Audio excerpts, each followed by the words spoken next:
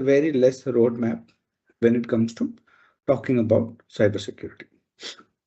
One of the main reasons for me to get into cybersecurity training in recent times, for the last 1 year, I've been in Kalkey doing cybersecurity training. For me to getting into cybersecurity training is because I found when I was working, when I'm in my organization, when I'm trying to hire candidates, I was not getting any kind of good quality candidates. Right? It's not that the candidates were dumb or not technically challenged or anything. They were very good candidates, but did not know where to start and what has to be focused on. Right? So that was the thing. The main reason is we interviewed more than 700 students and candidates for about 2 to 3 open position, and in that we could only shortlist about 50 candidates, and in that 50 candidates I ended up taking only 2 candidates, because since so many less candidates in the cybersecurity, even after shortlisting them we could not afford the salary, because we offer them and someone is able to outbid our salary, and then they were poached from our hands. So that is a scenario out there. But main thing is, in the process, whenever I had an interview with the candidates, in the end, there's a good chance there's a lot of candidates would ask, what did I do? How did I was my interview process and things. I would give them an honest reply where they messed up and everything, and they would tell, uh, I did not know this is what I'm supposed to study. I've been going in an entirely opposite direction because the YouTube videos and blogs and talks about a different set of topics when it comes to cybersecurity. Right? They were not aware, predominantly talking about web application. A lot of times when you see a lot of certifications, you don't see web application. We talk more about infrastructure security. And even the best certifications like OSCP, which is the one, holy grail for ethical hackers, it also focuses more on infrastructure security rather than web application. Right? So then that was the main reason we're getting into this. And again, when we are looking at the candidates, when we are interacting with students who are interested, they are a bit reluctant. The main reason is they don't know what is that they are getting into. Right? So main reason for the internship program is to make you aware what is there in the industry standard, what is the demand in the industry, and what are the topics that you could focus on, what is that we are catering as an intern, right? And also, it is also going to make you an introduction to cybersecurity, right? To be frank, a lot of topics what we study out here, it is not introduction, it is something related to an intermediate level, right? And just if I'm telling intermediate, don't get worried that it is too complex or anything. The way the structured way the internship program, every week we are having, it is in a linear approach, right? So this is the day one. We will be talking about, we are going to get your toe step, wet in the cybersecurity. We are going to introduce what is the cybersecurity is about. A lot of people will not know about that, right? So we'll make you understand what is cybersecurity. And once you do that part, there is an other constant process that comes with that, right? So we do divide it into 4 subsections, right? Technically speaking, the week one is basically about introduction. We are not going much. We are going to be technical, but not hands-on kind of a thing. And week two, we'll talk about what is the role of a penetration tester or ethical hacker, and what do you mean by infrastructure security, right? When you see an organization, how to secure that using ethical hacking as a process. We're going to talk about that. And the third part is going to be DevOps part, DevSecOps, how to introduce security in a DevOps environment, how to make security part of the design philosophy as well, how to introduce software in this SDLC, software development cycle, right? How to do security in software development cycle. That is that we are going to talk about. And in the fourth week, right, it is not technically fourth week. The fourth section is going to be cloud security, where we are going to talk about how cloud is different from traditional on-premise infrastructure and how can we make it more secure, right? So again, in the intermediate weeks after week 2 and week 3 and week 4, we do have practical sessions in that where hands-on sessions are there, where we'll discuss about how do you configure a firewall and make it more secure. What are the, how do you configure an SSH, how do you, in firewall, there's a lot of basic requirements that you need to understand. which is common for all firewalls, right? So that is going to be taken care of. And from a DevOps perspective and a web application perspective, we will talk about, security, session management, how once you log in and log out, what is that happening out there? So there's a lot of topics that we'll be covering as well from a practical perspective. So that is the flow, and this is the week one that we're going to start off with. Yeah. So before we could continue, if anyone has any questions, please feel to ask now. And in the middle of the session also, you can stop me and ask me if you have any questions in that case. Apologies, sir. I have a question. Are the sessions going to be? I'm not able to hear you. Come again. Okay, I was asking if the session is Hmm. going to be recorded. Yes. Yes, the session is going to be recorded. Yes. I think someone was asking whether there will be a certificate issued at the end of the completing all the sessions. I think Devasis sir can answer that.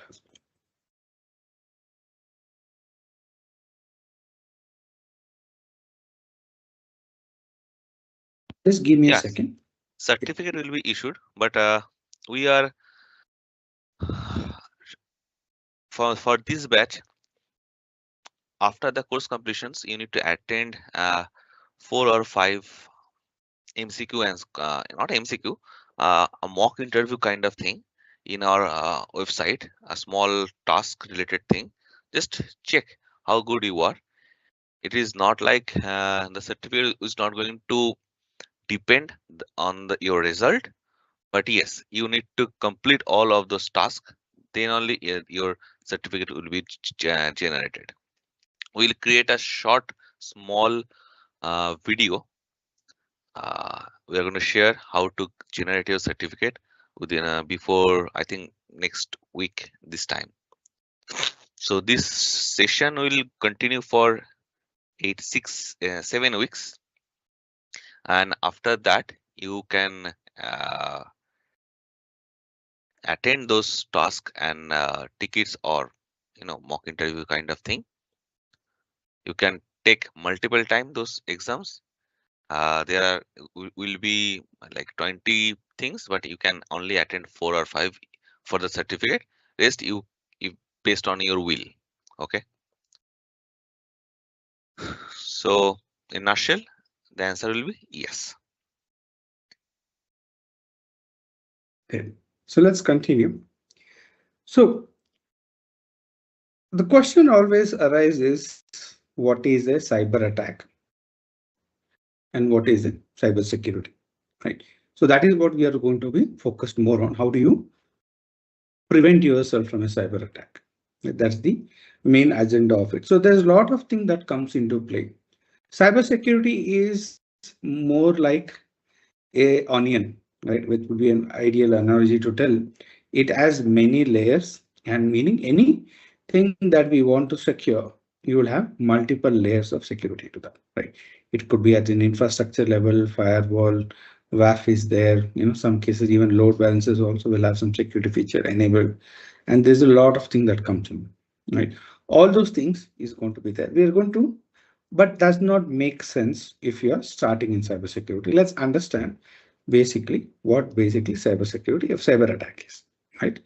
A cyber attack is an intentional effort to steal, expose, alter, disable, or destroy data, application, other assets to unauthorized access to computer networks, computer systems, and digital devices. So technically speaking, here a cyber attack deals with attacking any resource that is available on a digital entity, right? Digital entity could be a server, it could be a laptop, it could be a mobile phone, or it could be anything out there, even your iPad and other devices that is there.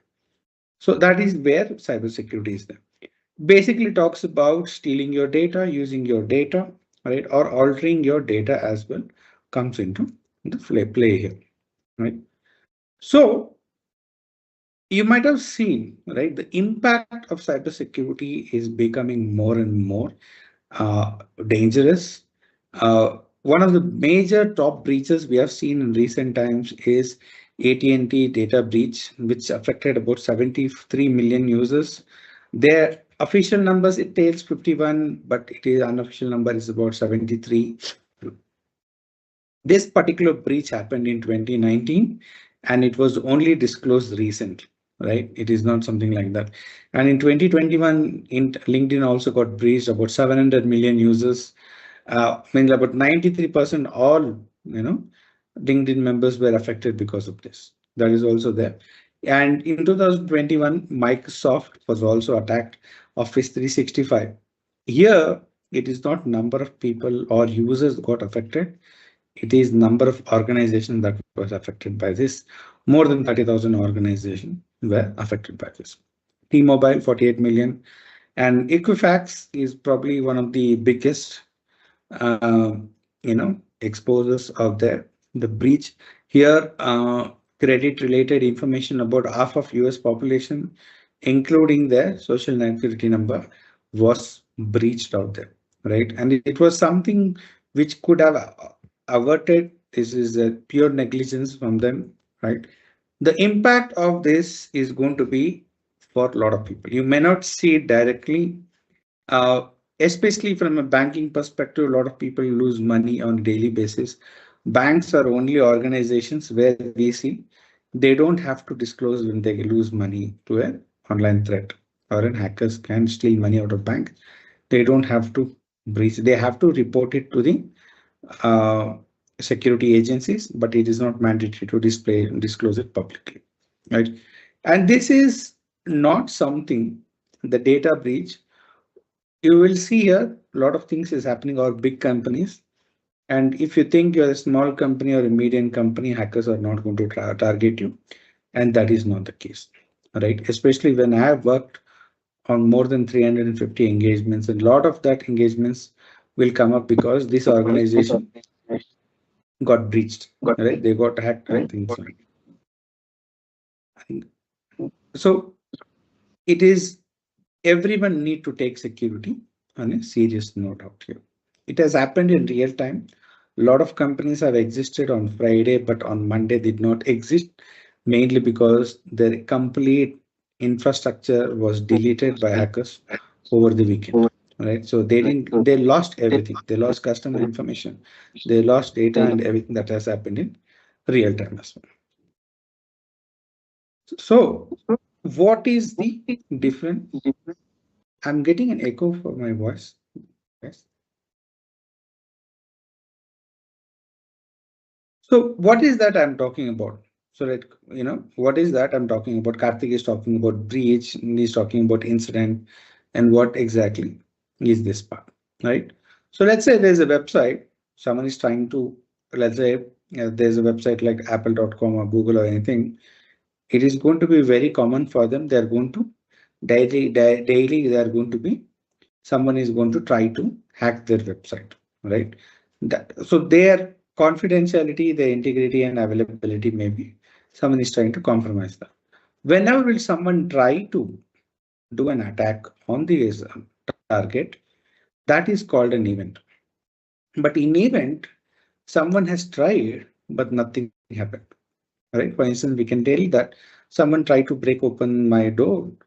Some thief came in to break open my door, but they could not do anything about that.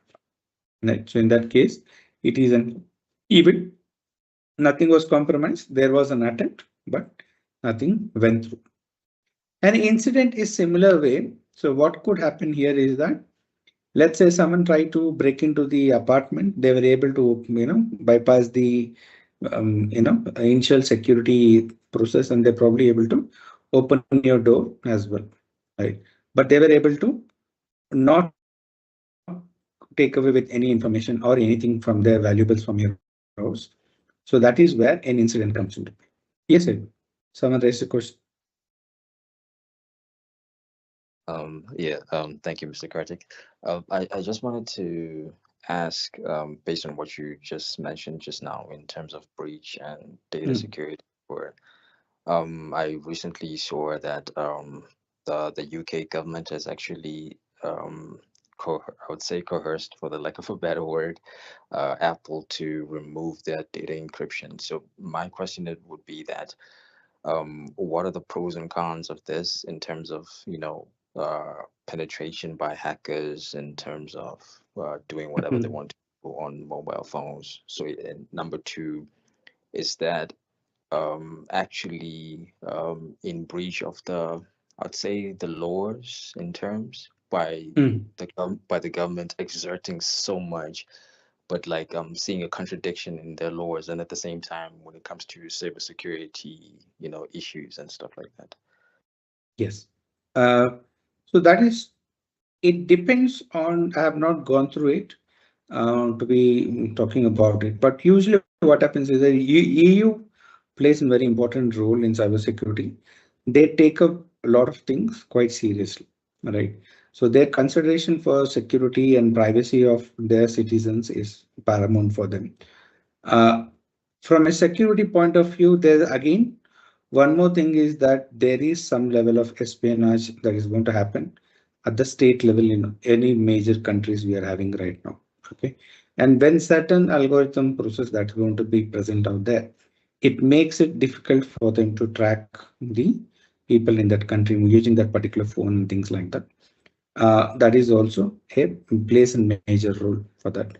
So, but my question again is that, okay, UK government is telling that the encryption has not to be used out there. But what is the guarantee that Apple itself is not selling those data that belongs to it, right? So they may be telling. One of the main reasons why senior executive all over the world are provided with a MacBook and an iPhone is they are much more secure than when it comes to an Android or an Windows laptop, right? In the Windows laptop process, we see ThinkPads is only thing that is given because they emphasize a lot on the encryption process for them. So that is the main concern on there. But at the same time, it will be our responsibility as users not to have too much digital footprint on any one device. And there could be multiple ways for someone to get in that, right? That is there. Companies and state players will always try to impose such kind of a laws on your. They can not only forget about having it on iPhone as well. They can do impose similar laws on your service provider as well, right? If you're in from UK, Orange is there, Three is there, telephone providers for data providers, Virgin and things, asking them to, share the data information. They might take up metadata, and it becomes quite amount of information you can derive from a metadata is quite high. I can track how much time you spent in a particular point. I know what is I can do data analytics of it and find out what is your pattern, how long you stay, are you going to go to some particular place on this weekend or not, and what kind of things that you're going to do as well. All right, so those are things that could be easily done. I would, try to, it is going to be there, but there is no guarantee that any company which is holding on to your data, they're going to keep it in a safe place as well. They could be selling it in a one way or the other place to their competitors. Because why is that? Yeah, please. No. Continue. Yeah, so because why is that? Google pays billions of dollars to Apple just to put their search engine in an iPhone, right? Because what does Google harvest? End of the day, it is harvesting your personal data to make. They will tell they're using it to make the search better, but also they're also placing their ads, their deriving information about you. So that is the reason for that. So we cannot trust anyone. Okay, thank you, sir. Thank you. Welcome. Right. So let's come back here, right? From an event and incident perspective, as we spoke, an event is an attempt, but no success whatsoever. An incident is some kind of a they're able to compromise some security features and able to get in the organization, but no data loss, no confidentiality or integrity was compromised out there, right? That is what an incident is taken as considered. Whereas a breach is there is some kind of a data loss that has happened out there, right? The hackers were able to compromise, they were able to get inside the server, either they were able to steal data or put some modify the existing data out there or delete the data as well, right? So that is what happens in a breach. So most of the time, when you see annual reports that are available out there, we'll see they'll talk about incident, events, and breach, and what kind of an information was stored out there. As a cybersecurity engineers, we're always focusing on reports that are available out there. And because it is a very good pointer to where the hackers are focusing more, right? What kind of if there is a social engineering attacks are risen in recent time, probably it is a good time to start training your company employees in the company for phishing attacks and look into that. And you can also check whether your network is how well it is protected against phishing attack and are you trained your employees on it, right? Or if there's some kind of some we'll see OWASP top 10 where we'll look at there's a change in the top 10 security vulnerabilities that is going to be plays an important role as well. All right. So technically, so we talk about data that is compromised breach. What are the major types of attacks we see in generally, right?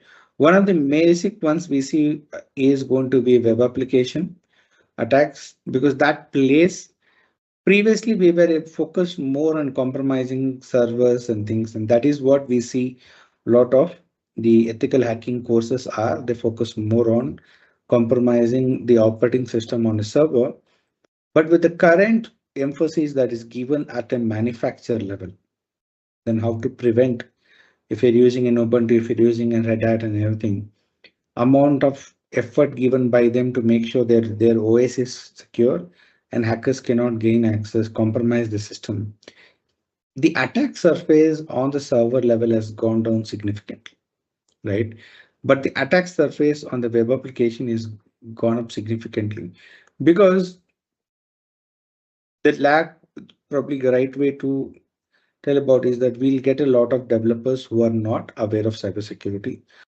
They will end up designing applications which are not secure, right?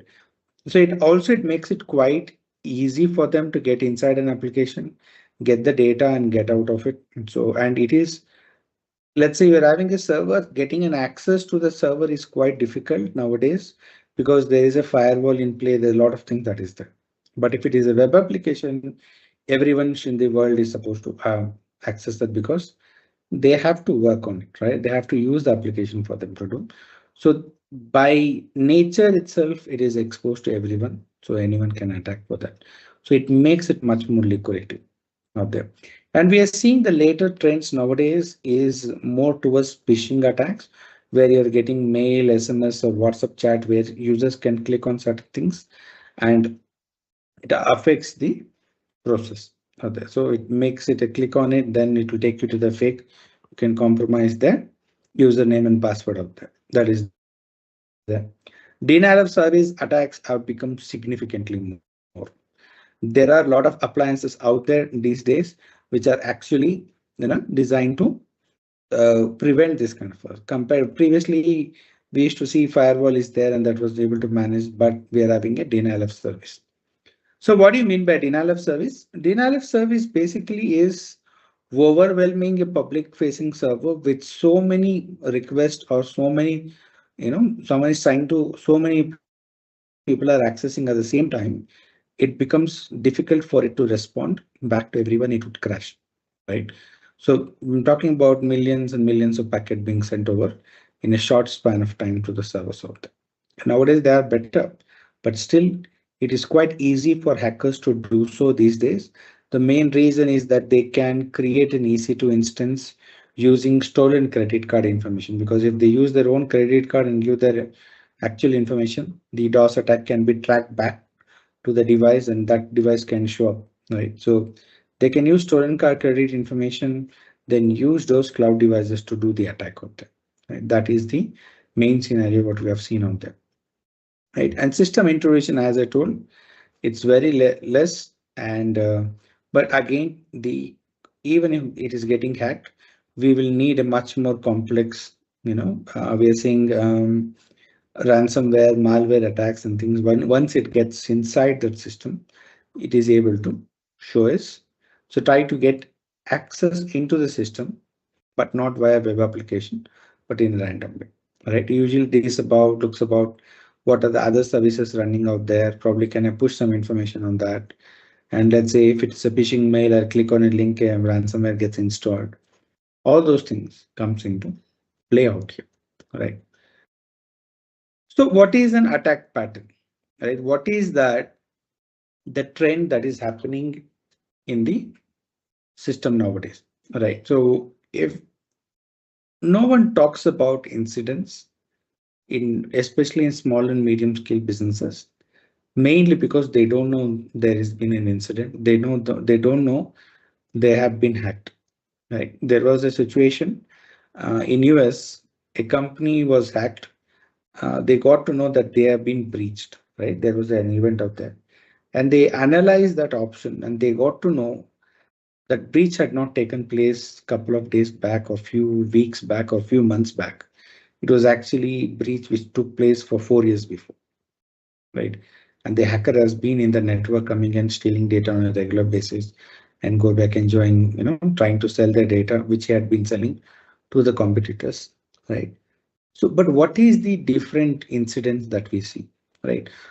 Because why it is important for us to look from a breach perspective, report from this perspective is that there will always be X number of possibilities where an attack could take place. For us, it is important to know which is more priority to secure, right? So for instance, if you have at your home gold and silver ornaments, right? Which is going to be your priority one, which is going to be a priority two, right? Probably you like to secure your gold ornaments first, and then the second priority is given to silver, and probably other things which are there. So there is a importance that is going to be there. And at the same time, in an organization, we need to know where the attack is coming from. So then we can prioritize defending those attack patterns, right? So that is reason very much important. For that incident wise, when we are seeing, we saw always has been a top is the denial of service. That has been very, very common these days. And it takes little bit to almost no technical requirement from the attacker out there, right? Especially on the dark web, you can by denial of service attacks, you can give the target to anyone and they will perform an attack on that part. So that has been quite common out there. Second one is privilege misuse. So let's say someone has been given some kind of an permissions in the organization, they might be misusing it, right? And with the current trend of zero trust, where anyone is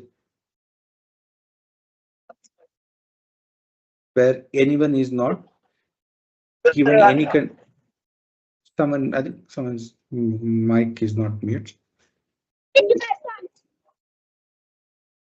So privilege misuse is you're not you're given a higher privilege than what is required, right? For instance, a manager is there and who is there for a manager for a particular area, but instead is able to view information for all the entire country database. So that is not there. This has gone down significantly nowadays. We don't see that happen because there is an introduction to concept called zero trust, where least privileges is given for any user. System intrusion is system intrusion.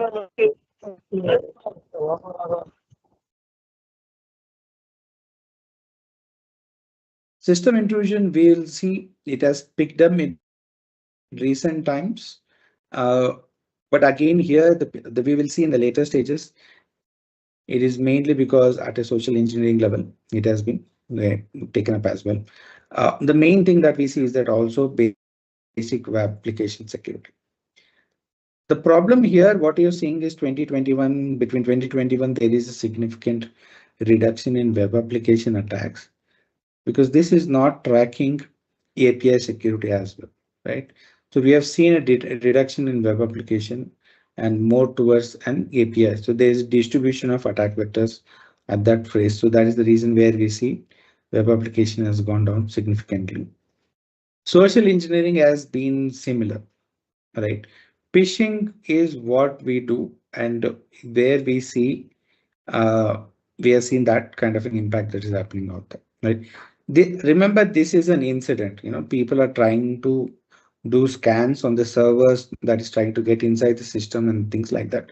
That happens on a quite fun. Getting it to an uh, breach is different, right? That is a different scenario, and a lot of other things are also happening out here, right?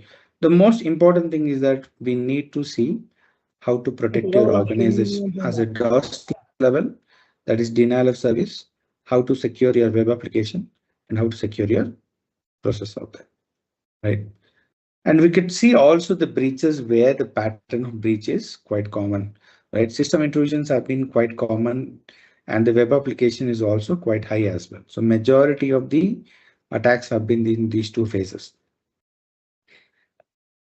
Social engineering, if you take a lot of social engineering, is maybe actually a bit higher than what is been showcased here, mainly because a lot of the social engineering don't get reported.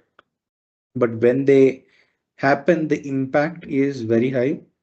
Uh, there was a recent situation where we went to one of the organization. We were doing an incident response. What had happened was there was a sudden scare.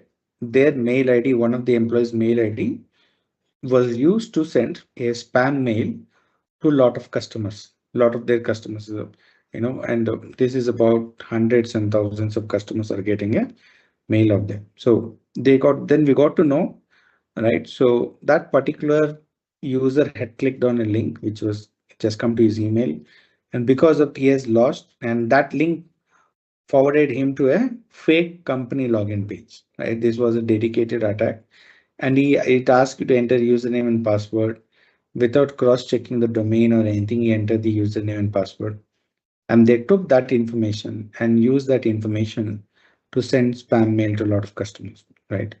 And this is a medical company which collects information about patients and doctors and other things. So it is a critical breach out there for that, right? So those are the three main things that we'll see. Miscellaneous error and things like that, we see privilege misuse that does occur, but not to that, right? That is the stolen or lost assets. Basically, it's managers are given laptops, right? So when they go out for client meeting and they're traveling managers, they're constantly interacting. They might lose their laptop in airports, or it could be in cafeterias and different meeting locations they could lose. Sometimes these attacks are done on purpose to steal the data inside the laptop. So the impact of this is less these days, mainly because you will see there's a minimum requirement is to encrypt your laptop, meaning someone can steal your data, steal your laptop. They can erase your data, right? They can erase your data and use the laptop or sell the laptop to anyone, but they will never be able to get a hold of your data, right? That is the main point of it.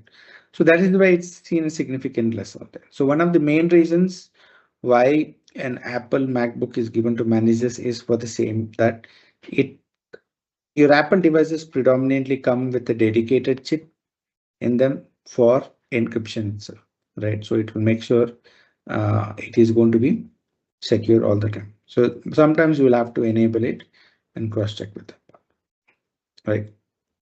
So this is about breaches and attacks. So what do you mean by cybersecurity, right? So how do we protect this information is called cybersecurity, right? Protecting your network systems and real-time business need compression solution that is built them to protect this information, reputation, and continuity, right? There are situations, reputation also plays a major role in cybersecurity, right? Even though you might have lost only little amount of data or no data, if the incident about the attack goes public, you can have a significant loss, right? So for instance, Target was one of those companies, Target supermarket chain, they had breached, right? They got breached out there. the amount of money or data they lost in a breach was significantly less compared to the business loss they had. When that information got out that Target had been breached, amount of people shopping at Target goes down, took a nosedive. And the impact was so high, they had ended up firing a lot of people, closing a lot of stores, right? That is how the impact is going to be. So that is one of the things, the reputation plays an important role, right? And continuity is also very important because someone deletes your data, you will not be able to continue with the information. So there's a lot of backup and things that also need to be considered here, right? So what is considered, what is supposed to be secure, right? So what is considered as a breach is when confidentiality, availability, and integrity is compromised, right? So confidentiality is basically talks about data that can only viewed by the authorized users, right? If an unauthorized users is able to look out your data, it is called as a breach of security or breach of confidentiality. And integrity is that someone is able to make modification to your data, right? It could be, someone is able to send a mail on your behalf to someone, that is a breach of integrity, or they make modification to your personal information in a banking portal or in your own office location, change mobile phone, because changing the mobile phone number has a huge impact because of OTPs being sent to your mobile phone for authentication, right? And availability. Availability basically talks about the server or service that is there that should be available to all the users all the time. All right. So when they are not able to access it because someone has maliciously made any, actions that will prevent for that. So because this will also have a huge impact financially in certain situations. Let's say during my time when I was in UK, I was working with Amazon, not at a technical level. So I was part of their packaging team. Whenever there's an order, when you get an order, there's some human being in the factory that is packing that and sending out to you. Amazon hires a lot of people, trains a lot of people for 1 month only. That is the month of December. Starts somewhere in the second week of November, goes all the way up to second week of January. Whatever the amount of products they sell in that time is bigger than the entire other 10 months they would sell. And in that particular one day will be there that is going to hit a peak. They will sell millions of products of that. So for that one, 60-day gap, they hire a lot and train them a lot for a couple of months because they start training around June, and by the time they come to December, they know they are working like a machine, right? And you're packing around 60 to 70 packets in an hour minimum, right? So that is how you're supposed to 1 minute, one packet you have to finish.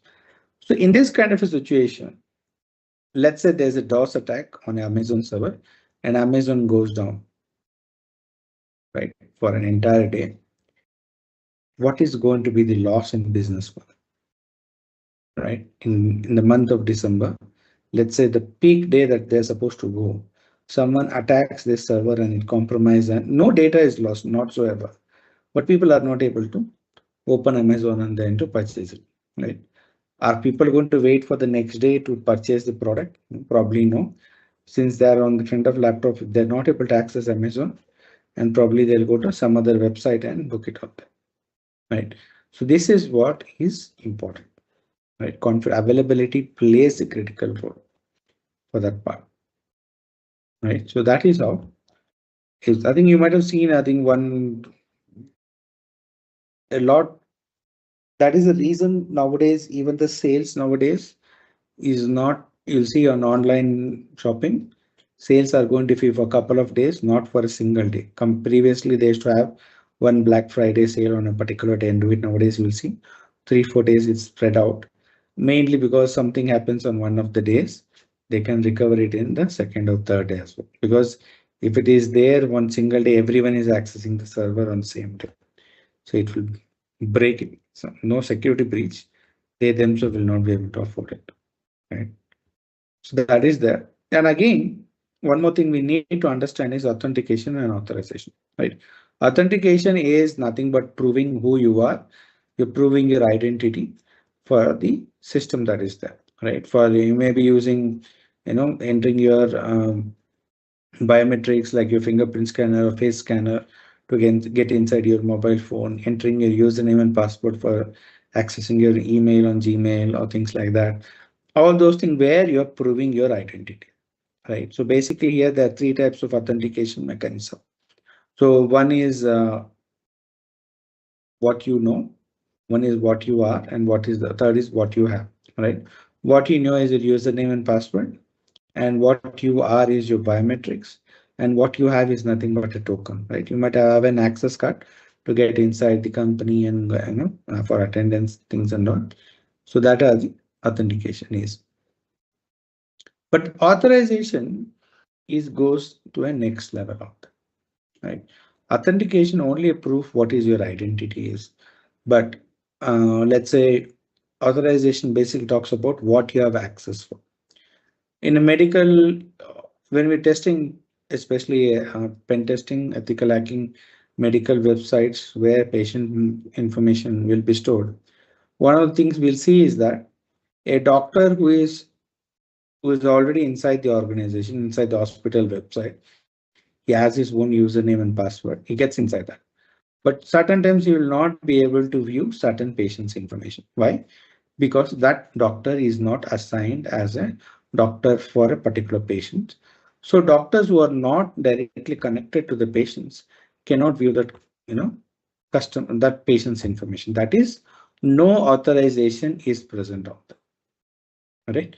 He should be authorized when a doctor is added as a consultant, right? As a physician consultant for the particular patient, he is going to be authorized to access that particular patient information. So basically authentication is proving yourself. Authorization is telling what you have access for, So that is the scenario of that. Okay. Before we could move further, anyone else is having any questions?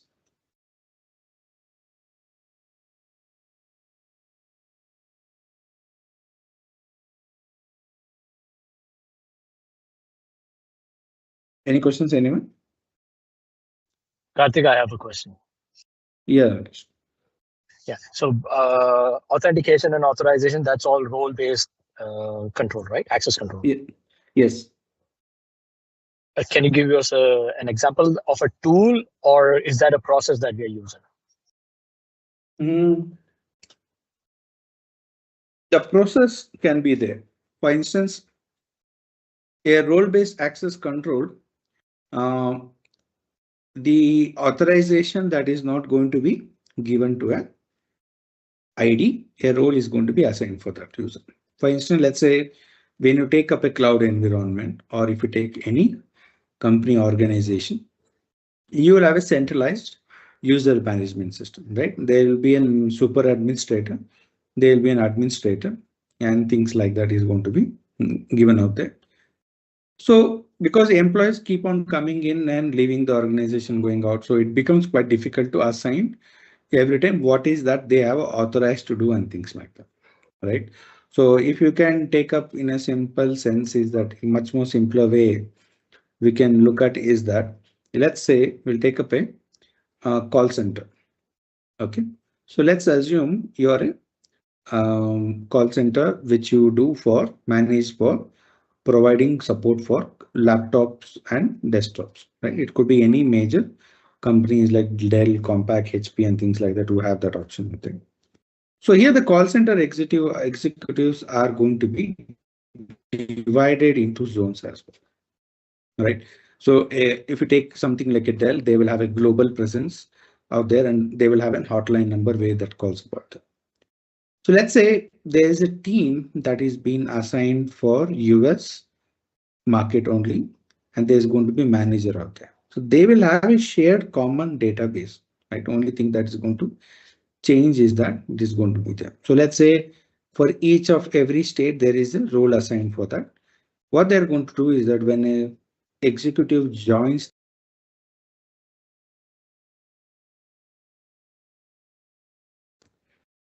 instead of assigning him all the files that is going to be, or resources that he can access, they are going to assign it to a particular role. Right. So at that time, what happens is that it becomes easier. Let's say if that particular employee goes to a other, let's say moves from US to or Mexico or Canadian market, all they have previously, if you don't do it on a role-based access control, you have to remove all the permissions for that user and reapply fresh permissions from a Canadian market perspective, right? Because he's sitting in the same office and he's accessing in the same system, same location. It is just that his role changed. Like a level 1 right? engineer, level 2 engineer, they will all have the Yes. same. Yes, that's the thing, right? This is from a layman perspective. I'm telling about what do you mean by a role-based access control, right? So when you go from an administrative or technical perspective, there will be one super administrator in a cloud environment who will have access to a complete set of all the dashboard, all the resources that are available out there, right? Instead of creating a user and then giving him permission, we can create a role. So let's say there are about 5 technicians out there, and we can assign one person to be that super administrator, right? So now let's say if that person leaves or is been moved to other department, I don't have to manually go and tell, okay, Karthik is the administrator for this. He had control of 5 different servers. So let me remove the permission for that servers one by one from his account, right? Then again, when he moves to the newer team, then again reassign those permissions for different servers out there, right? So instead of doing that, let's say we'll take a virtual entity as a role, okay? And what we are going to do, we are going to assign the permissions to that role. So all I have to do now is that when I come into a team, I have to assign him a role and all the permissions is moved to that user. And when I move to a different team, just remove that role, right? Whatever that is being assigned will be taken off and reassign a new role, and what new permissions will be added for that, right? Even simpler example you can see is the Linux sudo permission, right? What I can do, I can make a user administrator just by assigning the sudo role for him. So he'll be able to do all the installation and everything. And once he is completed, I can remove that permission out, right? So that was a process of the previously they had to give someone the access to the root user and password. Then they were able to do. Then we had to come back and make modifications to the password, change it. It was a big nightmare, right? When you have a role-based access control, it becomes easier as well to track what has been going on, right? So what is the role being done on? All those things can be taken on. Hope it's correct. I know you understood what happened. Yes, I understood. Thank you. Welcome. So any other questions, guys, before me further?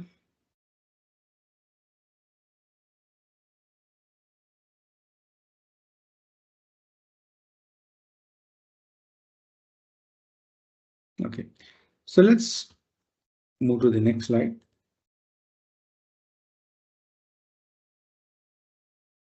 Right. So next slide is unauthorized access. Karthik, one more thing. Yeah. Sorry to interrupt. For the DDoS attack, nowadays servers have by default, ports have by default that they don't reply. They don't reject. They directly drop the packet. Correct. So in this situation, when even if you have millions of packets or millions of attempts being made on a single second or a single minute, how does it, like when it is dropping all the packets, how does it take up all the resources? How does it slow down the server? So usually what is going to slow down the server, because even for that, see, for instance, any action that is happening out there, some kind of a CPU resource is going to be utilized. Correct. Some kind of a CPU resource is going to be utilized. Usually what happens is that when you have we are nowadays, let's say the one device that is going to face all this DDoS attack is not going to be the server itself. It is going to be the firewall that is going to face all the brunt, because that has been kept aside. The costing of the server usually it goes on, costing of firewall, it goes on the bandwidth capacity, right? And the feature capacity. Most of the time, a particular model of the firewall will have multiple variants. The only thing that is changing is what is the bandwidth it can, handle. So usually something will be have 100 Mbps. It will be the lowest, cheaper firewall with all the same features. Only thing is that it cannot handle too much data. Anything more than 100 Mbps of data, even though it is dropping all the packets, it will crash. It can't process it. Okay. At the same time, it goes further up and up. You can get up to 20 Gbps. I've seen about 10 Gbps, and 20 Gbps should also be there. But 10 Gbps meaning 10 GB of data hitting the firewall at every second. It is able to manage that much information, meaning that is happening via fiber optic and process like that, right? So getting for us someone to do that process is going to be difficult, getting to that much. Me generating, even though millions of packets may be there, but does it reach 10 Gbps of packet size for it to handle and process? So that is there, but there are different attack vectors that happens. One more thing we can do is that, let's say a server has a set number of connections it can handle, right? One of the main reasons there is a load balancer which will divide it among many different services is that there is a limitation to concurrent client connections that a server can support. Depending on the hardware and things, it changes, but again, there's a limit. So if I start sending requests in such a way that is a new request happening to the server after a certain point of time, even though it has not reached 10 Gbps, but it is opening a connection waiting for them to send new packets, it will stop dropping new connections. Anyone requesting for that, because it's already held up with, right? Let's say if there's a bus, there are about 100 people you can sit, 100 people come inside, right? And anyone coming else will be dropped. That will, we cannot take it. Similarly, in this number of connections is going to be there as well, right? So there is, when you go DDoS, there is again a quite a few variations of DDoS that could occur. So when a client requests, can you do DDoS and check? There's a quite number of activities we do to check for the DDoS. We were able to compromise one of the servers in Middle East once. That was actually behind a DDoS protection, appliance actually from one of the major DDoS protection. They are one of the largest companies in cybersecurity, but they had not configured it. It was not, the tool was not capable. The engineer was supposed to configure it and did not configure it properly, right? And one more time, everything was, is immaculate. It was, even they were able to manage huge load as well, right? Because they thought as a company, we should not allow, right? This should not occur out there. They had a lot of planning for protection, DDoS. So in that situation, what happened was, in US, there's a particular brand CCTV, IP-based CCTV camera, right? So meaning where you can have this IP-based CCTV camera connected to your Wi-Fi. Through your Wi-Fi, you can, anywhere in the world, you can see what's happening in your house. That option is there. And this particular CCTV camera had a vulnerability, right? So now there are millions of the CCTV camera in US because predominantly people use it for monitoring the garage, their house garage and things, or front and things and all. So they took over these millions of CCTV, IP-based CCTV cameras, and they used it. So it's internet based, right? So it is somewhere, it is able to run a ping command out there. So now that millions of devices were used to send a ping, flood pings to a particular server, even though there was so much limitation, it compromised completely. Right. And DDoS can also be used for where you're going to attack it makes more sense, right? Rather than DNS is one service where you can get how to reach a particular server, right? If the DNS server goes down, you can prevent users from accessing the website also. So we can do a DDoS attack on DNS server also, rather than doing it on your server. So again, it changes based on that. So we can only provide certain amount of protection against DDoS. 100% security for DDoS is not going to happen, mainly because the packets that you're receiving are all legitimate packets. Only thing is that we are getting more of them for us to handle it. Right. So that is how it goes. Okay. Any more questions, guys?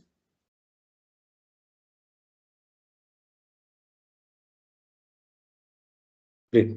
So let's continue. So what do you mean by unauthorized access? So from a web application perspective, when we look at things, unauthorized access is something a bread and butter for a pen tester in real time today.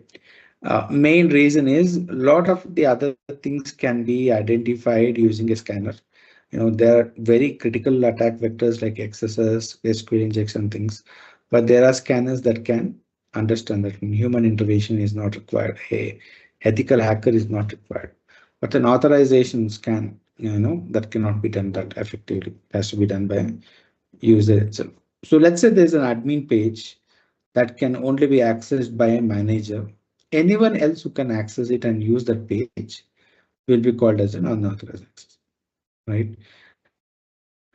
And a lot of people will think a lot of the attacks that is happening in real time in organizations are done by an hacker from an external source.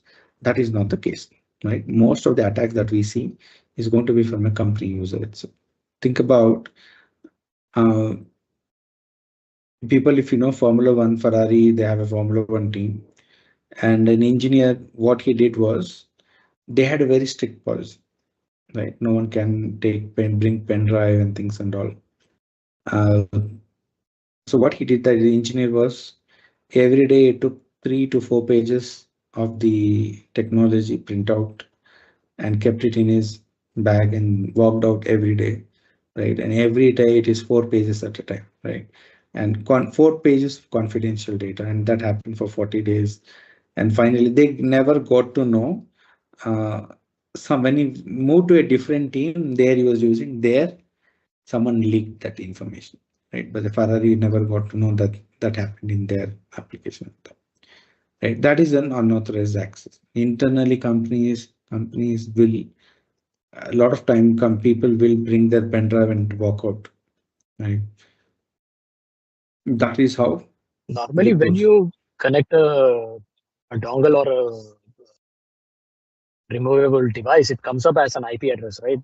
Did the network security not find out? If you're having a SOC enabled network where there is an only then you will get to know about that, right? Otherwise, only best thing you can do is that you can physically take a laptop and configure the laptop not to allow pen drives out there, right? And still, there is a lot of other ways people can try to get information, right? So it is one of the main reasons why people are moving towards work from office again rather than from work from home is that it is not possible. It is not possible to prevent users from recording their screen from their mobile, right? That information, whatever is there, the code can be copied, they can copy the confidential information and all those things, right? When you're working in an organization, there are CCTV cameras and they can monitor that. That's that.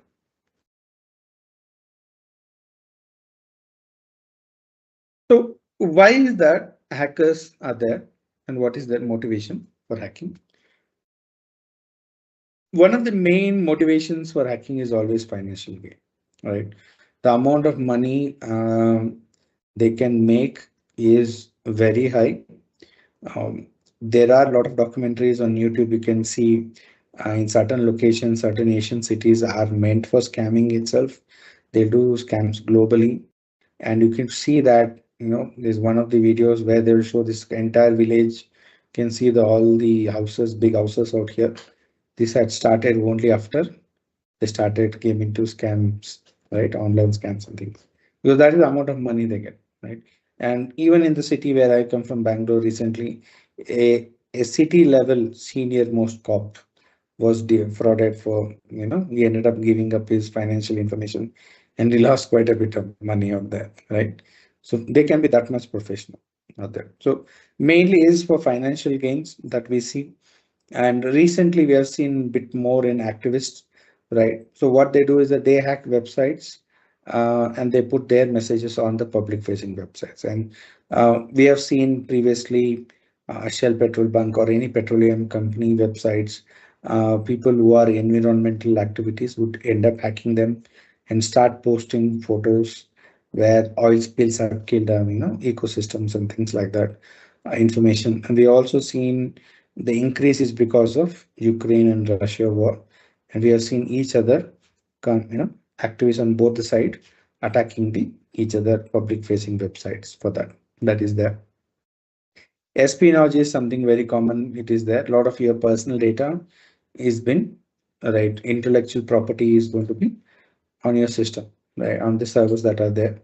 And if you think, like Americans have fighter jet, F-35 and F-32, and Chinese are also having a similar one, right? Long time back, Boeing and the Lockheed Martin websites were hacked for where it had blueprints for this, you know, fighters out there. So that's one of the reasons why it looked more. That is the thing, and it has happens a lot, right? So we have seen perfume companies or makeup companies trying to steal formula from the competitors. What is that they're doing out there? We'll see a lot of times, right? Because these intellectual property can be worth millions or even billions in some situations, right? And personal revenge also, we'll see a lot of people, being in bad relations, getting out, or they want to harm someone, so they can use, right? So they can record, if let's say someone is able to hack your laptop, or your mobile phone, and they can access your camera in that, right? So they can do a lot. They can take a lot of your personal information and post it online. All those things can be done because what the motive behind is personal living, right? It has happened a lot of time where there are a fallen out. So some person would hack the other person's laptop and start recording, right? So we usually take our laptop wherever we are going, in your bedroom and kitchen, the living area and everything. And so what we're there, it's there. There's no way to stop. It is always advisable to have some kind of sticker for your tablets, for your mobile phones and laptops to close when it's not required. So that is what personal revenge is. And the most important one is going to be the national security, right? Because every country will have an ethical, not ethical, they are going to have a hacking team, right? So they will be complete freedom is going to be given of them. Their job is to hack other countries' infrastructure, right? So they can hack other countries' nuclear power plants. They can hack other countries' electric grid, the SCADA system, you can say, utility completely, right? Water, electricity, and other things that is going to be there. If, let's say, during the time of war or anything, if I can completely shut down a city's power supply, because the everything is going to be managed on computers for allowing and things like that. If I completely shut down, the chaos is going to be in a city is going to be very high, because without electricity, everything is going to shut down. You can't withdraw money, you can't purchase anything, all those things will happen, right? And it happened in a similar situation, but not from an electric grid perspective. We have seen Iranian nuclear plant being attacked by a virus called as the Stuxnet, right? So it prevented them from um, refining the uranium for weapons grade or things like that. So those are the things. Think about what could be the impact if I'm able to attack a live nuclear power plant which is there, and a situation like Chernobyl is not going to be far from it, right? So that is a other thing. So that is the reasons why. So the main reason is always going to be financial gain. That's the main thing, right? And who are these bad actors? As I told, nation state, now we spoke about individuals and organized crime. The big attacks nowadays, what we see, big banks getting hacked and losing money of there, it is no longer an individual or capacity, right? when hacking as I started, you could see a lot of stories that one individual was able to get into an CIA, that was able to get into this company, was able to break into the part. But nowadays we don't see. Main reason is organized crime has got into cybersecurity as well. They will have their own set of pen testers and they focus on it. Right? They can try to compromise and all those things can be done by them. So they will have their own team. They will just like a normal IT team, they will have them as well, right? There will be a team lead, they'll be specialized for hacking Windows Server, they'll be specialized for hacking Linux Server, then they'll be specialized for who can write virus and backdoors, they'll be specialist for hacking web applications. So depending on the situation of the target, they're going to hire and forget the hire those security specialists out there who can do that activity. Right. That is the main part of this part. Right. So how do we protect? Right. So how do we protect us from these types of attack? Right. Because you may be looking at things and see this is quite overwhelming. So how do I approach? So it can happen anytime, anywhere. We don't know about that. So how do we, process your control? This is not going to happen. There's no silver bullet or one activity you could do, right? Where no one can affect you, right? So because one thing, if you have to go do one activity, probably is to delete your data and close everything and go. So when you don't have anything, no one can steal anything, right? That's the point, but that is not the solution out there. So here there are multiple steps, right? You need to employ correct set of cybersecurity tools, right? You might have a very good firewall that is like that, but process is also important, right? So a firewall could be there. If you're not properly configured it will not going to be there. So proper configuration is proper process management of this firewall. At the same time, if you take any major breaches these days, it is the human factor, right? The human factor. It is that human who is actually letting someone inside the organization, right? It is the same human who is inserting some kind of an clicking on a phishing mail, or it is the same human who is not properly coding the web application or not properly configuring the Linux server. So training these people to provide security is very, very important, right? And BCDR solution also, backup recovery and disaster recovery solutions is very much important. Security, if someone tells security, they can give 100% security, it is then 100% lie, right? If you take go speak to any security expert, they'll tell you that 100% security is impossible. People will always find a way to hack your system. If they want to hack, they will always find a way. So only thing we can do is to prepare it for us, to make things really difficult for hackers to compromise, one, and prepare for the attack out there, right? So if some hacker is able to delete your data, how fast you can get back to the business? How can you recover yourself? So for instance, one of the recently we did one, it's not recent, let's say about 2 years back. There was a very well-known hotel in a particular city in India. They got hacked by a ransomware. So they lost all the data, everything got encrypted. Luckily, they had a daily backup plan. So they were able to they lost only 1 day of data and they were able to recover it, right? So they had planned for that and their loss of data was very limited, right? Because they came to us because when they got hacked for the second time. So they told, we don't know what is happening and this is what is going on. So then we went and did the scan and assessment. Then we got to see there's a point for where the hacker was coming because they were using a vulnerable Windows server through which they were coming in. So, but luckily they had a backup out there. They were able to get back to the business only in a couple of hours, right? So that if that has not been done, they would have lost all the data, right? It's a big hotel and it is one of the luxury hotels as well. So again, having information lost in such a way, this could also lead to a lot of clients not coming back to their hotels after that. That is there. And assessment also, finally, we should know all of our things are working on, right?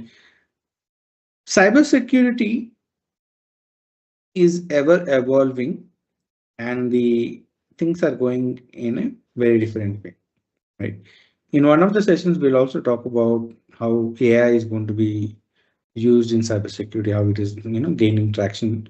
We are seeing AI in other factors, but silent work is going on in AI in cybersecurity as well.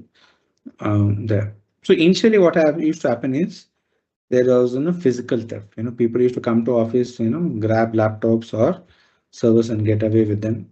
So in order to overcome that, then people started doing denial of service attacks. Then they started pushing towards email-based attacks, right? Where sending a mail and things and all, they could get access to certain things. Right. So then again, malwares came into play.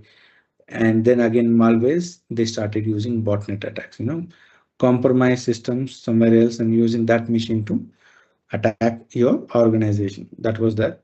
And nowadays we are seeing a lot of social attacks, right? Social engineering attacks. People post a lot of information about themselves on social media, and we can use that to craft phishing attacks or email attacks much more better. That is how it's going to be, right? So let's say if you're looking at some particular person, if you go through their Instagram or Facebook or Twitter, they would always post something that out there, right? At home, they'll put a geotag where they're located at. They'll put up their happy birthday post out there, and they'll tell what at, Sometimes they might even stand in front of their house and take a photographs where you can see their house number, and probably we can geotag where exactly they are there. And they would post, their family members' birthdays as well. So now I'm getting quite a big list out here, right? How many of you will have a password which is going to contain few characters from your loved ones? The numbers in that password is going to be related to their birthday or important days out there. There are tools that are there which I can, when I put all this information, it will give me a set number of possible passwords, right? That can be used by us. So that is also been gaining. And recently what we are seeing is AI assisted attacks, right?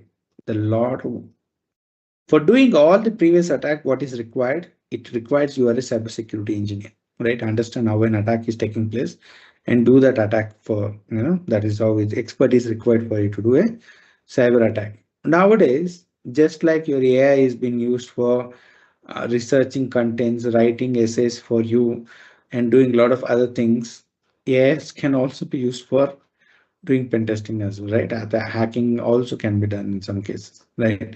So this is what we see, right? Or you don't have to do the process. And this is not something which is in works.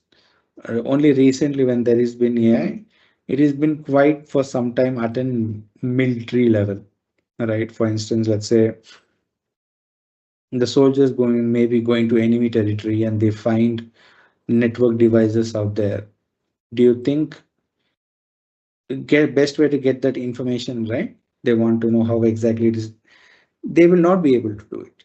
Why? The main reason is the soldiers who are going to be there are trained in not in cybersecurity but in physical, how to shoot, how to attack, and how to capture people out there. That is what they've been trained in. And you cannot train them to be hackers out there, right? What if there could be an AI-based tool, they can use it to do that process, right? That has been there for some time. But nowadays, with the more capable AI tools and things, it will not be far. It is already being used to a certain level, but you will see AI is going to play a significant role in cybersecurity in days to come, right? It would be, right now there's not much information, but probably from 2026 you will see a lot more coming up, right? Nowadays we are seeing AI in scanning. It is only used for removing unnecessary data out of it. It is not doing attacks from their perspective, because here there's a lot of ethics perspective, right?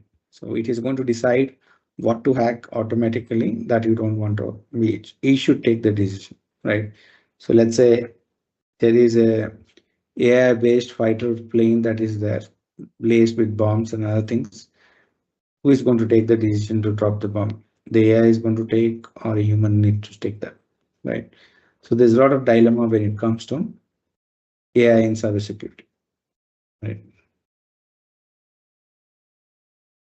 So as we saw the different cyber threats, the companies have also moved towards solutions for that as well, right? When people started stealing, they started locking up the servers and things, and they started having system level firewalls was in play, antivirus for malware type of attack, right? Then again, penetration testing, SOC, and security assessment testing, all those things are going to be done by us out there, right? SOC is basically we are distributing. What happened was, as more and more protection is there, people attackers start moving to different locations where they can get access, right? So especially in a banking sector, when we recently worked on one of the banks in southern India, they are not a major bank, right? But meaning in them, they don't have thousands of employees working for them, but they have in somewhere in hundreds, right? So I think they had about 700 laptops that has been given for the employees out there. And one of the things what could happen was their infrastructure is super secure. The servers you can't do and everything. So if there's an administrator also in this network, if he restarts a service or restarts the server, he will have to give reasoning for that. Right? That is how much control they have about that. But in that is what usually happened out there previously. That is the reason why we don't see OS level attacks out there. Web is the only part. But what people started doing was they started attacking the employee laptops out there, via phishing mail and things. And once they get inside the network via those employee laptops, they can try to mitigate. Because what is happening, once you have access to employee laptop, you're inside the network. Because when you connect to the VPN, you're inside the network. And probably if there is no firewall there, it will be quite easy to attack those server directly when you're connected to VPN. So that is the endpoint detection and response and managed detection and response. So now we started monitoring endpoints also, right? So previously you will have laptop when you connect a pen drive, it will tell pen drive is not allowed. The message is given and then it stops. Now that is not going to happen out there. There will be same second an alert is sent to the security operations center telling that this particular laptop connected a pen drive, right? Which user connected to that. And then that is going to be raised an alert and that person has to give justification now. There will be an immediate call to that person checking whether it was him or someone else. All those things are there. All right. So the more protection you are giving, the more complex the attack is going to be from attackers. And then again, we have to give more, protection, different ways of protection as well. That is how usually there, right? So where do you get this? So credentials, right, is majority how we compromise, trying to guess someone's password or do brute forcing that is there. And how do you overcome this? Using multi-factor authentication, right? This is a major problem, especially in the banking sector, right? There's an attack called CSRF attack. You will not even know if you're not, careful that you might have been compromised out there, right? To overcome this multi-factor authentication for any kind of a transaction, you're going to get an OTP from the bank. Only after entering that is going to be there. And phishing is getting mails. That is going to be the solution is security awareness training and email filters. One of the reasons nowadays you see organizations don't have their own email servers, they prefer going with Gmail or Microsoft or things like that, is phishing or the spam filters will be very bad when they configure it themselves. They will not be able to distinguish between legitimate mail and a spam mail out there, right? There's a lot of algorithm that goes in the background and every day they're checking out which are the servers globally, which IPs were used for hacking and they're going to any mail coming from those IPs will also be rejected. That cannot be done. The threat intelligence cannot be done by normal organization. That is the reason why we move towards an enterprise solution, Google Suite or Microsoft Suite for providing us with the mail services. Exploit is going to be very rare because unless until you patch your system, you are going to be attacked, right? If you are going to patch, that is going to be secured out there. So that happens very rare. The chances happening is very less as well. So credential bypass is one major problem, right? That is that, right? So why? Karthik? Yeah. In terms of multi-factor authentication, I know of a situation where Uber, they had faced this. Even with multi-factor authentication, their servers was hacked into. They would hack into the server, you get the multi-factor authentication from the individual drivers, and they were able to get into their accounts and wipe out their earnings. Correct.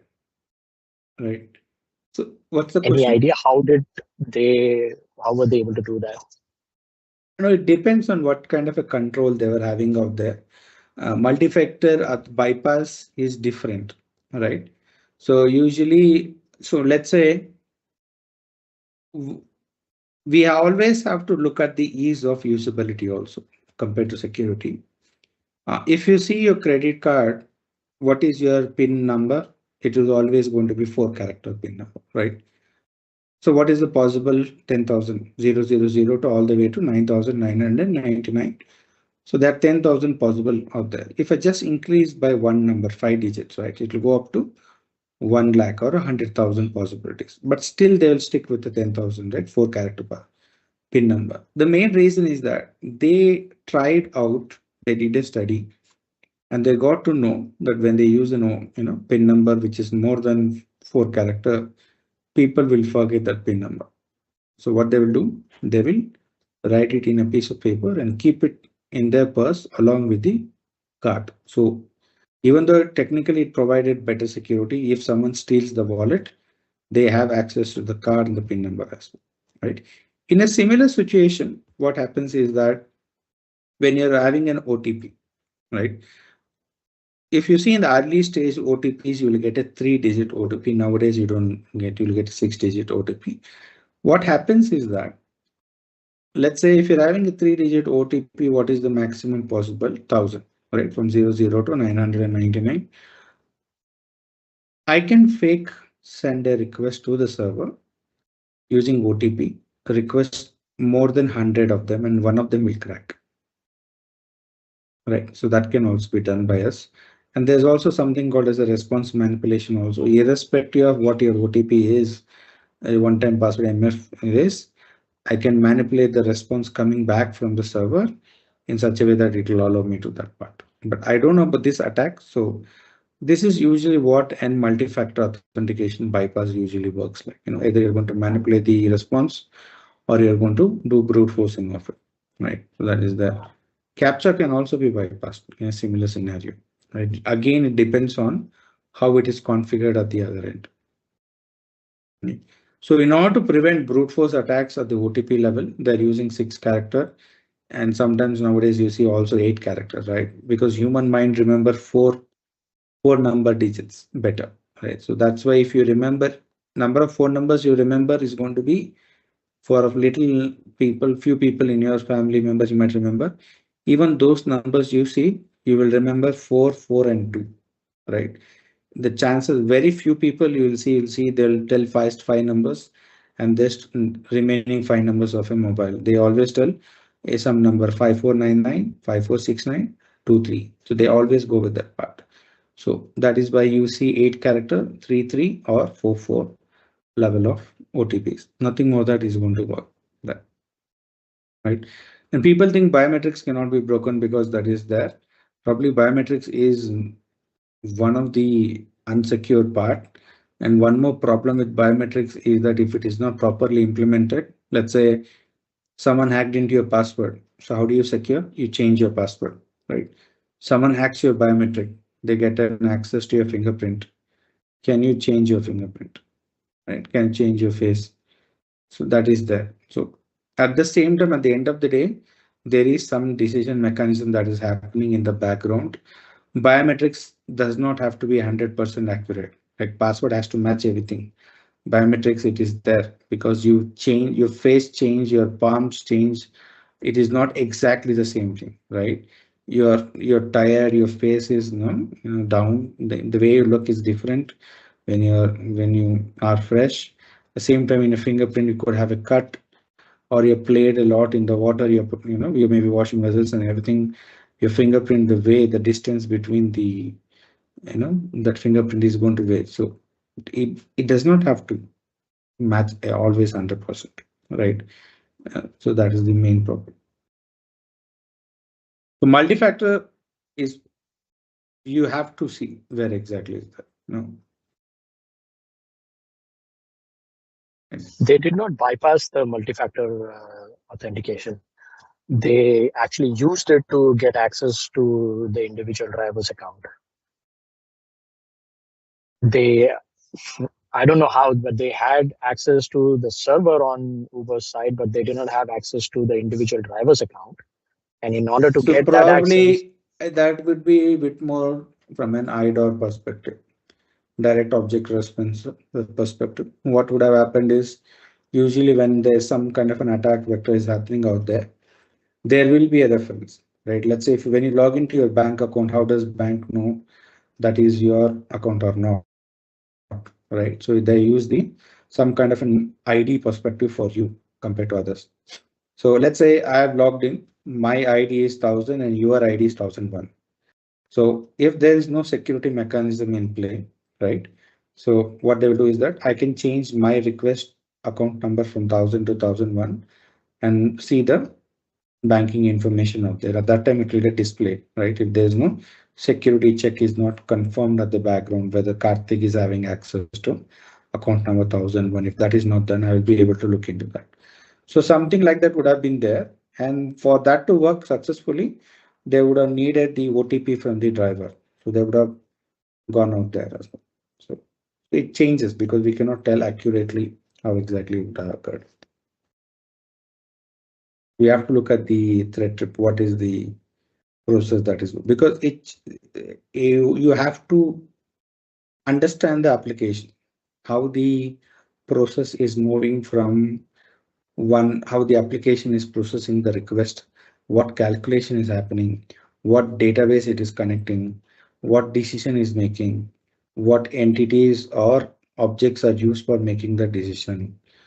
All those comes into play, right? That is why when I am pen testing any device, any website, there is usually in half an hour or 45 minutes communication with the developers where we talk about how the application is processing, what are the functionalities of it, and how it is behaving. So based on that, I plan my attack vector out there. Right. But a lot of times, right?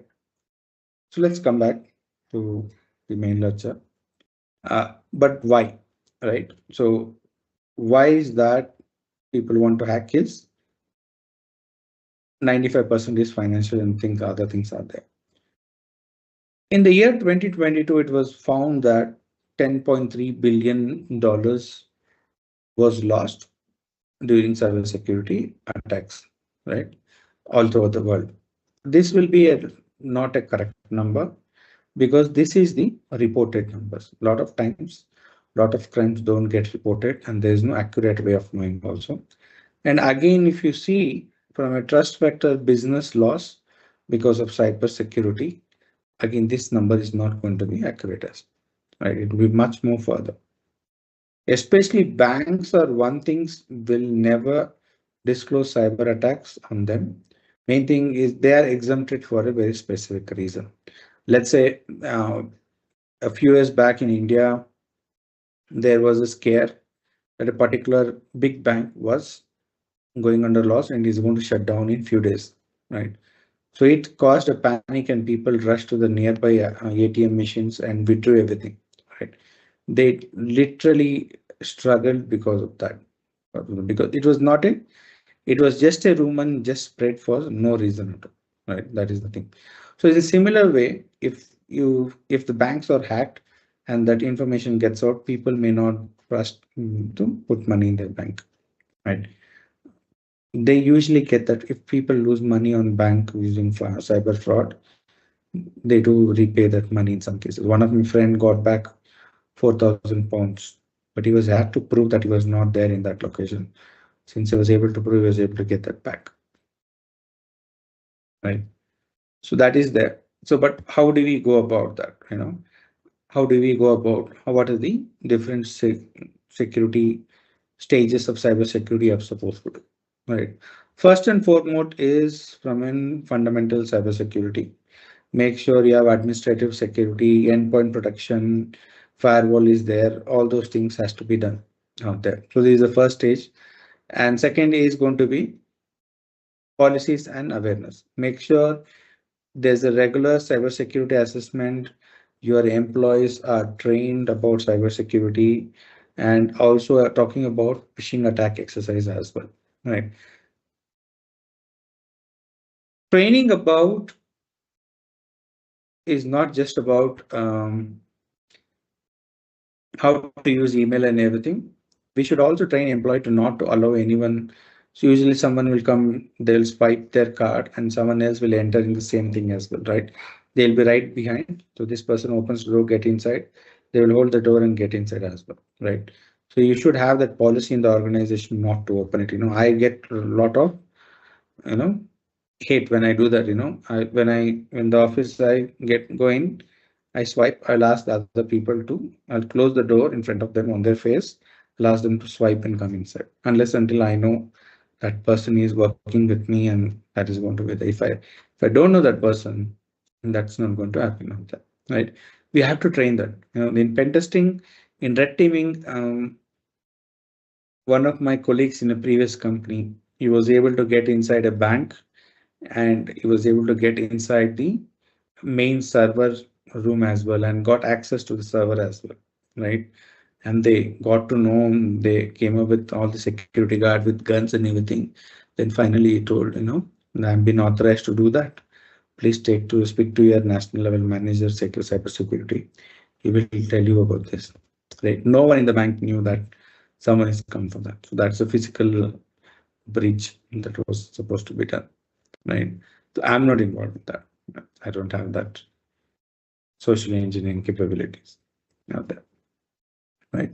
So in stage 3 is basically about configuring management, right? Patch management.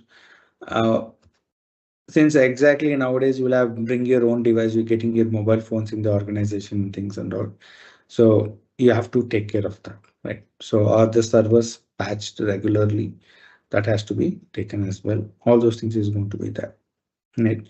4 stages, 4th and 5th stage, what we see is on the expensive side. Small and medium sized organizations, they don't do this much, right? So because incident response is basically thinking about what will happen when an attack is successful. We lost all the data. What is supposed to be do out there? A preset plan is going to be there, right? So especially let's say in your organization, you may be working, they will have fire drills once in a month or once in a quarter, right? What is supposed to do? There is going to be a pre-plan out there, what is how it's supposed to do, and they're going to train you as well. So that is also an incident response, right? The incident is fire incident for that. And similarly, for a breach that is going to be there, planning has to be done, training has to be given, and again, a testing also has to be done, whether are we doing right or wrong, and that is going to be there. And finally is SOC. Then you're going to look at all the threats that is coming up, right? So this is basically SOC is some place, is a part of cybersecurity where it is quite a relaxed job. You're getting an attack vector on the screen and that will be assigned to you. You have to cross check whether that is a legitimate attack or not. And AI is somewhere we are going to look from your perspective, right? Where the reporting of unwanted behavior, even though it is not an alert, it will still report it as alert, false positive. So how to remove false positive? We are going to look in SOC for sure, right? So main thing here is that why is that breach is happening higher, right? The main thing here is business priorities. They like to invest more in other components of the business rather than implementing on security. Second thing is security at scale is very difficult. Right? Let's say some companies start off as a small, they have security in place, and as they grow, they will not be able to adapt or increase the cybersecurity as they grow with the organization, right? And lack of knowledge and targeted attacks. So a lot of times they don't know what is supposed to be, then they need security or not, and things and all. We helped a company which lost more than $50,000 somewhere in that in the first half an hour of being launched, right? It was an arcade based game website online, and they used cryptocurrency for doing it. The way we help them is we told them you have to rewrite the entire application, right? Entire website has to be rewritten because entire thing, it is no way, there's no fix. The design was such a way that it has to be rewritten, right? So that happened because they didn't have any knowledge. They did not consult anyone from a cybersecurity team to help them out with that, right? That is the and targeted attacks, what we see much more.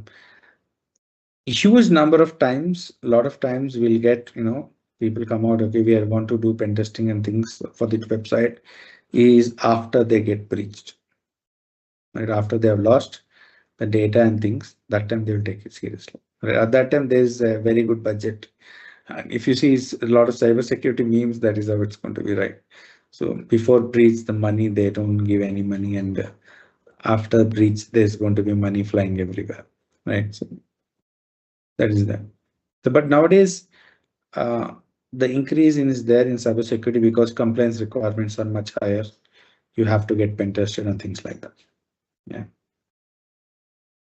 One of the main problems is lack of knowledge is security specialist is not going to be easy to hold on to them. First of all, finding a security specialist is difficult, and then again holding on to them is very difficult.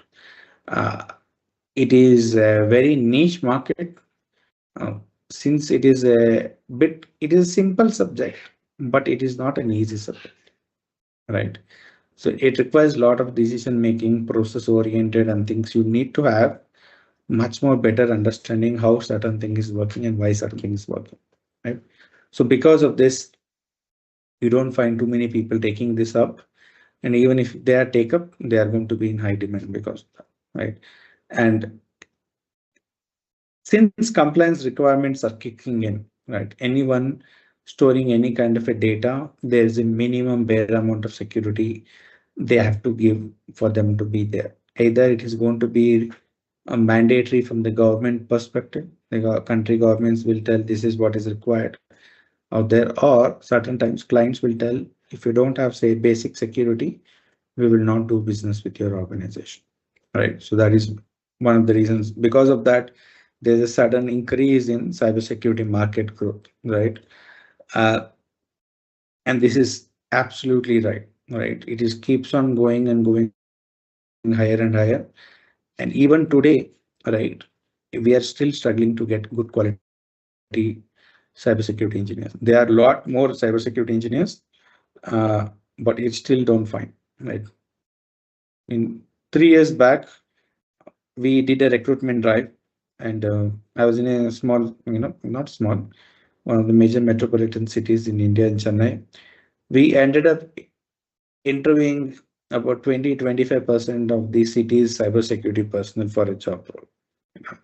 That is how less it is. A big city, a lot of IT workers, and probably more than 1 million IT workers are there. But still, when you take up cybersecurity professionals, and that is so less. And again, if you take quality uh, cybersecurity professionals in that small pool, it is even further less, right? So that is why we see, we think it is going to be a huge demand, right? Now, at the same time, the attacks have gone up significantly, right? So it is quite easy requirement for an entry-level attacker to hack, right? So let's look at, we're coming down to the tail end of the session, but what are the different job openings that are present out there? Right. Initial jobs with a lot of advanced opportunities going to be digital forensic analytics and investigation. Whenever there is an incident, someone has to come in like a cyber crime. You will see right, like CSI thing, but for a cyber perspective. The way they check a cyber attack is going to be different. They're looking at a lot of logs.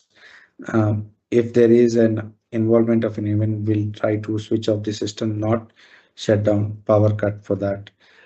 Penetration testing and network penetration testers is one more major, right? So here application pen tester are both a bit similar, but one is more towards infrastructure and one is more towards application security. That is website that is there. Security operations center is analyst who is working on that. I think probably from an technical perspective, this is a bit more easier to start up with, right? But again, the payment in the pay, what you're getting as the SOC analysis is a bit less, right? In some cases, in India, I've seen some companies providing even less below the standard for SOC analyst out there, right? Cyber defenders, basically, this is firewall engineers, IDPS engineers who are configuring firewall at the enterprise level for them. This is actually one of the highly paid openings I've seen, depending on the experience. And the certifications here is also very expensive. Cisco has CCIE, I think it comes around $2,500 for a single attempt, right? And that is a 2-level. When you have to clear the theory, then there's an 8-hour practical exam that is there. And only about 10,000 people are there in the world for security out there. Right. Security architects, secure dogs, they work at an enterprise level, looking at the application from a design perspective and tell where exactly the security is going to be there. So they will be someone who is having multi-security discipline understanding of it, right?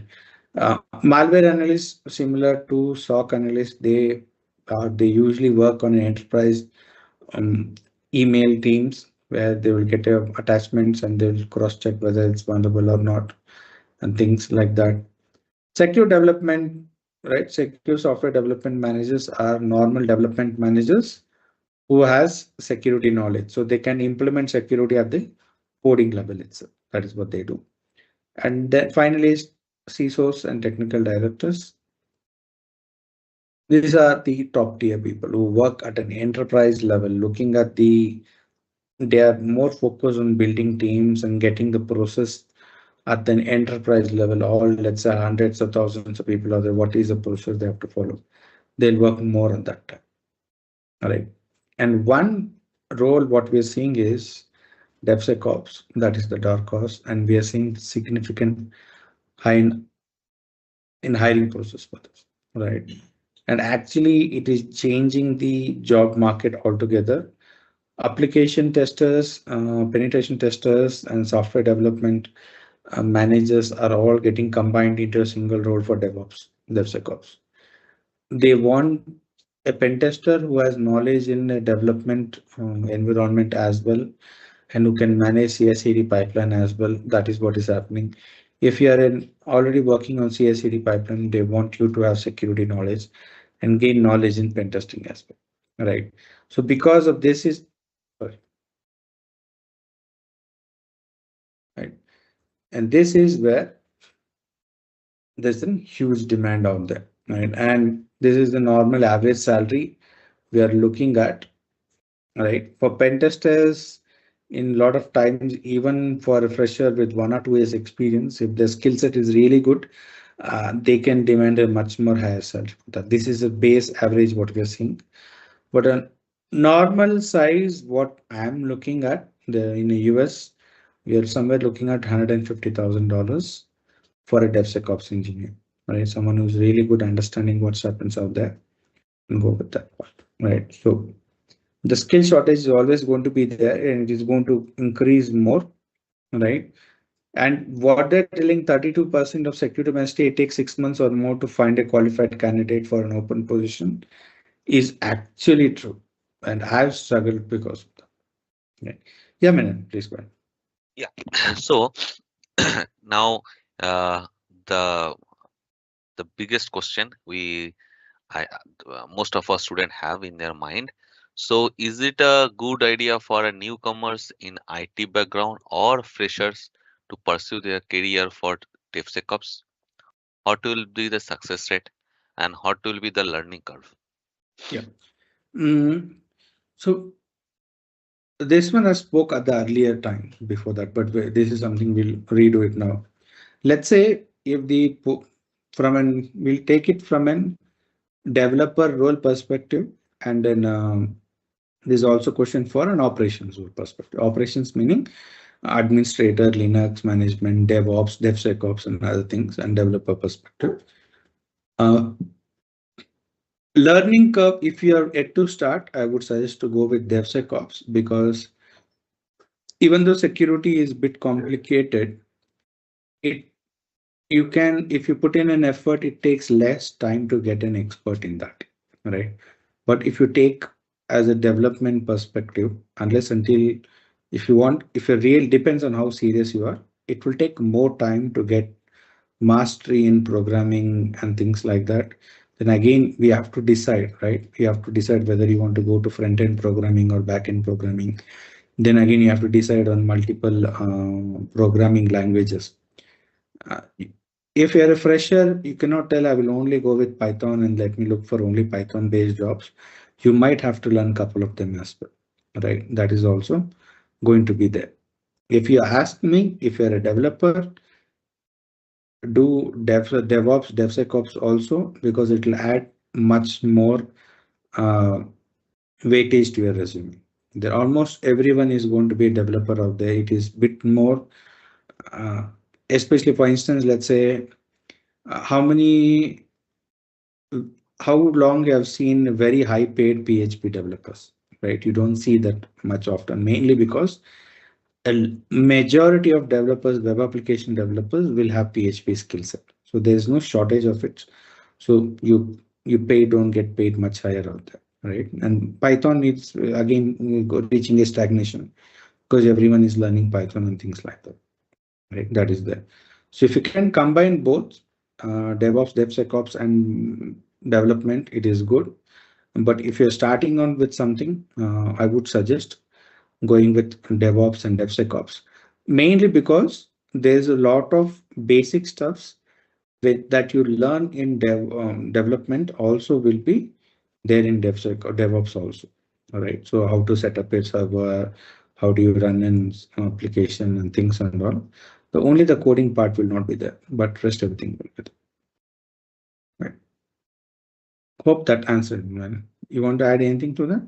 Yeah. So if you allow me, uh, so in your terms, DevOps is like a learning the infrastructure or understanding if you are building some house, then you need to understand about the architecture of that house, and Correct. DevSecOps is how to secure the house, right? Correct. Correct. Okay. True. Okay. Yeah. Yeah. And guys, do you have any further question? Because we are at the very end of our today's session. So if you have any question related, even I yesterday we found that many of our new joinee in our WhatsApp group, they have lots of question about how this is any job placement we are going to offer or not, if there is a job guarantee or not. So Narshal, if any, as Karthik mentioned earlier, if any company, security company, if they are telling that they are going to provide 100% security, that is a lie. Same here in training world. If any institute is telling that they are going to place you regardless of your effort, that is a pure lie. Okay, so yeah, in Kalki we do have our consulting firm in US in two places. We do have a foothold in Germany and India, but we don't have any exposure in UK and sorry, not German and Indian job market. We do have only US job market. Now, another question which is very common, that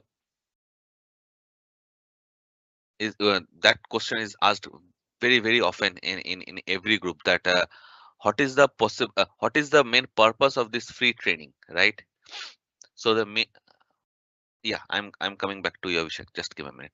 What is the purpose of this free training or internship program?